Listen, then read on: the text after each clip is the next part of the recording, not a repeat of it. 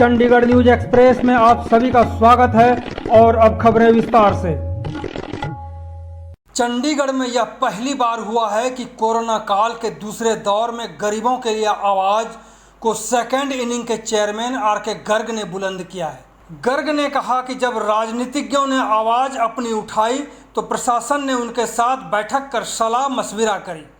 जब व्यापारियों ने अपनी आवाज़ को बुलंद किया तो डीसी ने व्यापारियों से सलाह मशवरा करना शुरू कर दिया, लेकिन असंगठित मजदूरों के लिए अभी तक किसी ने अपनी आवाज़ नहीं दी, क्योंकि सैकड़ों मजदूर असंगठित हैं और उन्हें अपने अधिकारों के बारे में पूरी जानकारी नहीं है। सेकेंड इनिंग के चेयरमैन गर्ग ने यह भी कहा, जब व्यापारियों के नुकसान का आकलन किया जा रहा हो तो ऐसे में प्रशासन नाई, मोची, पंचर लगाने वाले, सड़कों के किनारे बैठकर साइकिल, रिक्शा या अन्य वाहन ठीक करने वालों के नुकसान को लेकर चंडीगढ़ प्रशासन को गंभीरता से सोचना चाहिए। तो पूरी रिपोर्ट को देखें कि आर.के. गर्ग ने क्या कहा। देखिए, जब से लॉकडाउन शुरू हुआ है और वीकेंड कर्फ्यू लगना शुरू हुआ है जी। और अभी तो ये कम से कम भी 20-25 दिन का ये लॉकडाउन लगातार भी लग गया। उसके अंदर सरकार ने अपनी मर्जी से कुछ एसेंशियल और नॉन एसेंशियल की कैटेगरी करके उन्होंने एसेंशियल को खुला रख दिया, नॉन एसेंशियल को बंद कर दिया। बिल्कुल। तो उससे एसेंशियल नॉन एसेंशियल का भी ये एक फार्मूला कैसे आया, कहाँ से आया, ये अभी तक समझ में नहीं आया। क्योंकि उसमें देखने में आया कि जैसे मोबाइल की दुकानें हैं, मोबाइल की दुकानों को एसेंशियल में ले लिया, जबकि कोई कारण नहीं था उनको एसेंशियल में लेने का। क्योंकि वहीं पे जो अगर मंशा ये थी लॉकडाउन लगाने के पीछे, मंशा ये है कि भीड़ कम करनी है, तो आजकल की दुनिया में ये देखा जाता है कि मोबाइल की दुकानों में सबसे ज़्यादा भीड़ होती है। उनको क्यों खुला रखा गया ये सरकार जानती है। सेक्टर 22 में मार्केट है, मोबाइल की मार्केट है, वो एसेंशियल में है। ठीक कराने के लिए कितने लोग आते हैं, लेकिन आप देखेंगे कि वहाँ पे हुजूम मोबाइल खरीदने वालों की। आजकल हो क्या रहा है, एसेंशियल नॉन एसेंशियल के हिसाब से एसेंशियल की जो दुकानें हैं उनके ऊपर नॉन एसेंशियल बहुत सारी चीज़ें बिकने लगी। दूसरी जो है एसेंशियल, जो नॉन एसेंशियल है, नॉन एसेंशियल में भी इन्होंने कुछ और तरह की चीज़ें, जो नॉन एसेंशियल की जो चीज़ें हैं वो एसेंशियल में जाके बिकने लगी। जैसे मोबाइल की दुकान है, मोबाइल रिपेयर की दुकान खोली गई है, लेकिन सारी मोबाइल की दुकानें खुली हैं कि और मोबाइल रिपेयर के नाम पे। लेकिन मुद्दा ये है, आता है ज़्यादा, कि जब ये नॉन एसेंशियल की दुकानों को बंद किया, नॉन एसेंशियल सिर्फ नाम लेने से बात नहीं बनती। ये जो सिलसिला है, इसके अंदर 2-3 चीज़ें और सोचनी पड़ेंगी। सरकार ने ये कहा कि 50% एम्प्लॉयज़ को बुलाओ जी। सरकार ने ये कहा कि प्राइवेट वाले जो है ना वर्क फ्रॉम होम करें जी। इन सारी चीज़ों का बहुत दूरगामी परिणाम निकलने को आए हैं।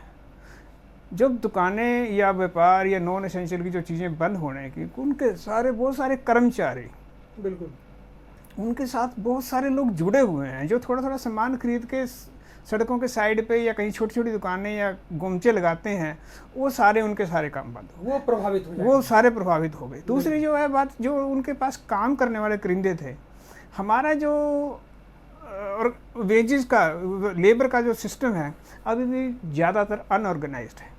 तो अगर उनको ये कहो कि आपकी दुकान बंद है तो सीधा उस वर्कर की छुट्टी कर देते हैं, उसको कोई तनख्वाह नहीं मिलती। बिल्कुल नहीं मिलती, बिल्कुल सही कहा। दूसरी बात, आपने कहा कि 50% स्टाफ को बुलाओ, उन्होंने कहा कि 50% स्टाफ को ही हटा दिया जी।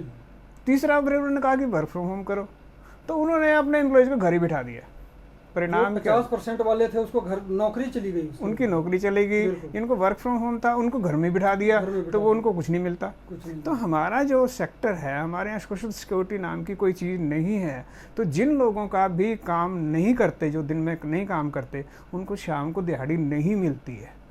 तो इससे क्या हुआ। अच्छा, दूसरी जो चीज़ आपने नॉन एसेंशियल जब और प्राइवेट ऑफिस को बंद किया, तो हमारा जो ज़्यादातर सेक्टर है वो प्राइवेट सेक्टर है। दुकानें हैं, वो काम है, ऑफिसेज हैं, टीचिंग है, कोचिंग है, वो सारे जब बंद हो गए, उसके साथ जुड़े हुए जितने भी बिजनेस थे वो सारे के सारे बंद हो गए। तो ये जो काम है, जैसे मान लो छोटी देर के लिए हम बताते हैं कि स्कूल बंद है, तो स्कूल की जो बसें हैं वो बंद हो गई, तो उससे हज़ारों बसों पे ऊपर जो काम करने वाले लोग हैं वो बेकार हो गए, उस पर असर आया है। टैक्सियाँ नहीं चल रही हैं क्योंकि आपका लॉकडाउन लगा हुआ है, टैक्सियाँ बंद हो गई हैं, आपकी बसें बंद हो गई हैं, आपकी प्राइवेट बसें बंद हो गई, आपके टूर बंद हो गए। तो बहुत सारा समाज का एक तबका है वो बेकार हो गया।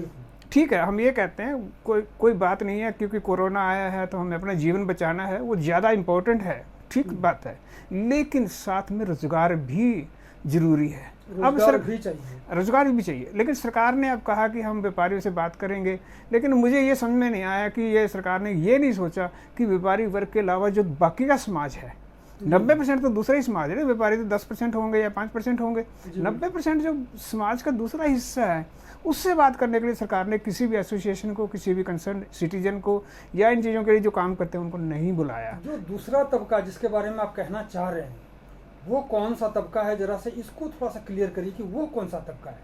देखिए, वो तबका वो है जो आम तौर पे जो मिडिल क्लास है, शहरों में रहने वाला जो मिडिल क्लास है, शहरों में रहने वाला जो गरीब है, जो रोज़ की रोज़ रोटी कमाता है, रोज़ की रोज़ रोटी जब मांग के खाता है या कमाई आता है, जैसे बार्बर है, वेंडर है, सब्जी बेचने वाला है, या दूसरे तरह के जो छोटे छोटे ये और छोटे छोटे दुकानदार हैं जो छोटा छोटा सामान बेचते हैं, कोई हार्डवेयर का सामान बेचता है, कोई मोची है, नाई है, तो इस तरह के बहुत सारे लोग, एक सेगमेंट है पूरा का पूरा ये जो लोगों की सर्विसेज प्रोवाइड करते हैं। प्लम्बर है, जो लोगों को सर्विसेज प्रोवाइड करते हैं, जिनके सहारे हमारी दिनचर्या चलती है। बल्कि ये एसेंशियल में भी है, जो आप प्लम्बर वगैरह की जो बात कर रहे हैं, तो एसेंशियल में आना चाहिए था। नहीं आ रहे ना, वही सी चीज़। उससे क्या हो गया कि सारे के सारा समाज एक रुक गया इस बात का, ठहराव आ गया, सब काम हो गया। और ये ऐसा नहीं है कि ये सिर्फ अभी अभी की बात है, इसका बहुत दूरगामी परिणाम निकलने वाले हैं। तो हम ये कह रहे हैं कि कोरोना की लड़ाई हम लड़ते हैं, उसको ठीक है, हमने बचाव करना है, लेकिन उसके साथ साथ सरकार को इन सारे सेगमेंट का, जब वो कोई भी आर्थिक पैकेज बनाएगी, सहायता के लिए बनाएगी, तो उस समय में उनको ये सारी चीज़ें सोच के रखनी चाहिए। एक छोटी सी बात और आती है, आप कहना चाह रहे हैं कि जिस तरह से व्यापारियों की एक मीटिंग बुलाई गई और उसमें नफ़ा नुकसान की बात की गई कि कितना नुकसान हुआ, उसी तरह से जो नाई है, बार्बर और दूसरे मोची लोग हैं, सब्जी बेचने वाले लोग हैं, जो जिसमें वाकई भुखमरी जैसी स्थिति आ गई है, उनके लिए भी आर्थिक पैकेज के बारे में सोचे, ये शायद आप कहना चाह रहे हैं। नहीं, ये बिल्कुल करना चाहिए, क्योंकि उसमें क्या है, एक सरकार की तरफ से एक बात आई कि जो मकान मालिक हैं वो अपने किराएदार से किराया ना लें। ये कहाँ तक संभव है कि किराएदार ये देखिए, ये बिल्कुल ही, ये सरकार ने बिल्कुल ही असंभव बात करी है। मैं सरकार से पूछता हूँ, जो सरकार ने अपने इदारे किराए पे दे रखे हैं, तो क्या वो अपना किराया छोड़ेंगे? क्या वो अपने जो प्रॉपर्टी टैक्स के बिल हैं उसको छोड़ेंगे? क्या वो अपने बिजली पानी के बिल छोड़ेंगे? तो जब सरकार अपना पूरा करते जा रही है, तो आम आदमी, जो लोग सिर्फ किराए के ऊपर ही जिनकी जीवन चलता है, वो कैसे छोड़ देंगे? और ऐसी बात कहने से बहुत सारे लोग जिनके पास पैसा है वो भी नहीं देंगे। मैं इस बारे में एक डिमांड करने का मतलब है कि जो देने की स्थिति में है वो भी मना कर जाएगा, क्योंकि सरकार ने बोल दिया। जब यही स्थिति आती है, जब सरकार को ये चाहिए कि वार रूम्स के बाहर एडवाइजरी काउंसिल की मीटिंग बुलाई जाए, या तो फिर सारे RWS की मीटिंग बुलाई जाए, या और एसोसिएशन हैं, सीनियर सिटीजन एसोसिएशन है, और जो कंसर्न आदमी हैं जो समाज की भलाई के लिए काम करना चाहते हैं, उन सबसे भी इसके बारे में सलाह करे, और फिर कोई आर्थिक पैकेज अगर बनता है तो समाज के सारे अंगों के लिए बनाया जाए।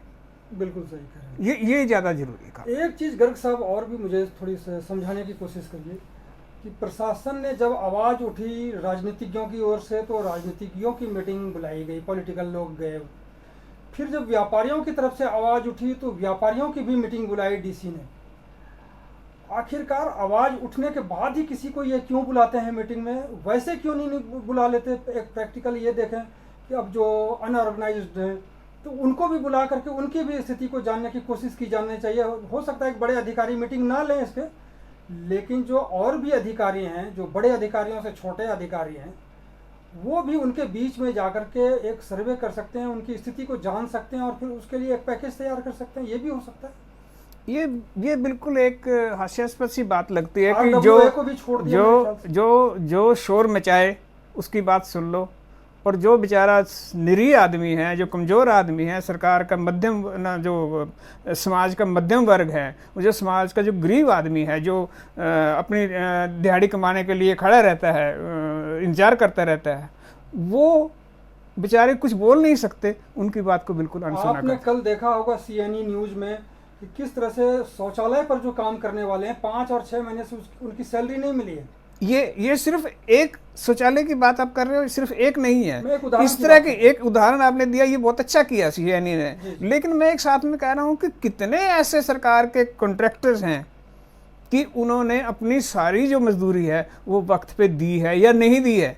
सरकार को इसके बारे में देखना चाहिए, सरकार को इसके बारे में सोचना चाहिए कि जितने भी काम करने वाले लोग हैं, क्या उनको हर महीने या उनके ठीक तरीके से उनकी पूरी मजदूरी मिली या नहीं मिली, इतना सरकार को इंश्योर करना चाहिए। नहीं मिली तो कार्रवाई भी होनी चाहिए, कार्रवाई भी होनी चाहिए। नहीं, उनको इंश्योर पक्का करना चाहिए। ये कि किस तरह की अगर बात आए तो इस तरह की बात में किसी भी मजदूर का, किसी भी ठेकेदार की ये हिम्मत नहीं होनी चाहिए कि वो अपने वर्कर्स को हटा दे या उनको तनख्वाह ना दे।